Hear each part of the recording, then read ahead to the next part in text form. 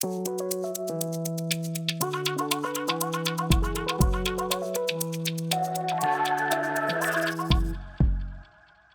guys, and welcome to the Silly Me podcast with me, Mr. Mark G. And I'm here with a couple of fellas, and I just want to share with my two buddies some of the silly stories of my life. So, guys, please introduce yourselves. Melvin. Yeah, man, I'm here. Just here to laugh today. Yeah, that's good. That's good. And Yeah. you are? Fortuna King, just here to laugh with my brothers, kick it, dancer, poet, singer, everything. You're a man of many talents, isn't it? I try. Try, yeah? Yeah. Try. Oh, you do. Anyway, so I'm turning 30. So while we're recording this, I'm about to turn 30. And I've been doing some mad reflecting. And boy, have I done some very, very silly things in my life. Hence why this is called the Silly Me podcast. And I've made some silly decisions and said some very, very silly things in my life. Anyway, today I want to talk all things hair. I want to talk all things haircut and explain just how my forehead is not that big naturally.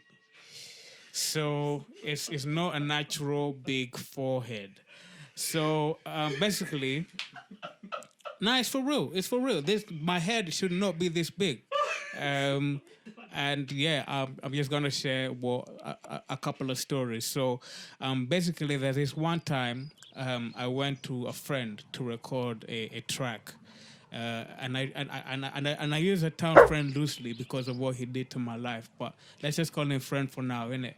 And so I went to record a track innit, and managed a few bars still back in the day. And anyway, I recorded the track and I go into a bit of a convo over what's happening over the weekend. The guy, let's call him Brian. Brian was like, how you doing today? Yeah, I'm good. How was the song? Yeah, it sounds sick. Yeah, I'll mix it for you. Oh, what are you doing this weekend? Oh, I'm just going to go get a haircut tomorrow and that's about it, really. Oh, really? Wait, I got a clipper. Why not I give you a haircut? Why not I give you the haircut and I will save you money? And like free of charge? Like, yeah, free of charge. So, Oh, the one's Brian Black. now he was Asian, bruv. This is an Asian brother. That's even worse. This is an Asian brother. Worst mistake of my life. That's the last person I'll let to cut my hair. Like, let's be real here, innit? Like, So, yeah. I had white guys cut my hair before Yeah. in the past, and they've done okay. Yeah. An Asian dude? Nah. Not never. You heard that Asian brothers, they're not rating your haircuts, but anyway. Nah, no one's saying that. What I'm saying is, when you say Asian barber, how many black people do you see sitting in the seats? That's true. Wait. That's true. Do you get That's what I'm true. saying? That's true. What black mother's taking their child to an Asian You get me? barber? What biracial child is going to an Asian barber? I'm not gonna lie, I made that mistake. Well, my dad made that mistake once when I was like 10. He took me to this, because my dad, he doesn't care how he gets his hair cut. Everything's just one level cut bald, yeah. So he took me one time, yeah, when I was like, I think I was maybe like 12 or 13. And I had what's it called? A shave rash for like a week. And I remember I couldn't see the back of it, innit, but I could feel it. Yeah. I remember going to school here and I was like, I was asking my friends, like, what does it look like? And they were telling me it looked like purple and blue and stuff like that. And like, rubbing my hand over it, yeah, just felt like, you know that thing for blind people, Braille? It felt like each dot was like 5 or 6 times the size of that. For like a good week. So after that, the guy was Asian, obviously, innit? After that, I was like, no, never again. I hear that. No chance. But the thing is, this guy that was recording the song for me was not even a barber in the first place. And you took the haircut. I was just like, would you like a haircut? You just said mess up my hair. And I was like, what a haircut? Like, You yeah. just said mess the rest of my life up for me, basically. Mess up my hair for free. Anyway, he did the thing and he cut my hair. And I don't know whether he did it. To this day, I don't know whether he did it on purpose or not. But anyway, he cut my hair. And I was like, okay, so it was time. I was a younger back in the day, innit? So I couldn't just roll to the streets and go back, roll to the streets home, innit? So my dad came to pick me up so that we could listen to the song together. The way my dad stared at me when he got into my car. My dad was not ready to engage in the road. He just stared at my head.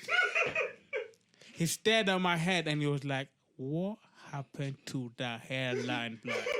What happened to the hairline? Anyway, so I have this haircut. The hairline is really, really going way back. It's like the waves of the sea. They go forward and then they just go way, way, way, way, way back. I must have gone to school a couple of days, yeah. And you know, there were quite a lot of rappers in our school, and I was one of them. And one MC had an indirect for me, blood. It wasn't even we weren't even in a battle like that. He must have just seen my hand got some inspiration. It was just like seeing a picture and thinking, oh, I'm really inspired. I'm really inspired by this. And then he had this one line, and everyone looked at me after he said it because they knew what I was talking about. I don't remember what the bar was before, but the punchline was, "You got hairline back like Jimmy Neutron."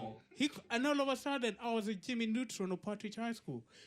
So hold on, wait. So this guy. So your dad looked at you, yeah. You said your dad gave you a funny look, and after that, you decided to go into a rap battle with somebody else. No, there was no rap battle. It was an indirect. It was I a never counter, innit? see. I was this kind of rapper who I could rap, but I couldn't battle. So, but there's this one guy. Let's just call him Daniel. He was like, "You got hairline back like Jimmy Neutron." I was like, "That guy's really inspired by my haircut."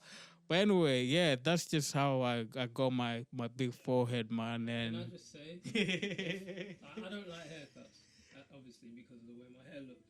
But listen, if someone was to cut my hair, like, we're fighting. I'm so sorry. You're not about to mess up my hairline with your nonsense. You know what I mean? You can't cut hair and then you cut my hair and you mash up the hair. No, we're fighting. And because of that, I've been peppered by my brethren at school because of the hairline that we're fighting. yeah, I'm sorry. that's just one of the silly stories of my life, bro. That's how it is, man. That's how I got my big forehead. No. We'll talk about my fashion sense. We'll talk about my fashion sense later on. It was silly. It was silly. Yeah, something like It's silly. You just cover your head, like you don't just go to school with a mash up haircut. The first time I wore a durag was during lockdown of 2020. That's the Yo, first But time has I it wore existed lockdown. Before that though, that's what I'm saying. Like, Yeah, this guy but mashed up your head. As a bit of You a just walked to school like.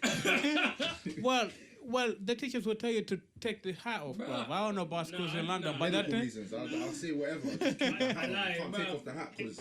Me, I said culture. You gonna tell me disrespect my culture.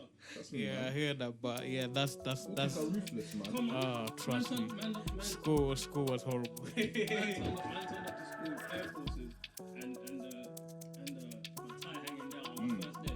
Who you? Yeah, I'm Yeah, business you have and to. cane rolls. You know, they're trying to send me home with cane rolls. They're trying to tell me off for having cane rolls. Are you mad? Fortuna's a true rebel.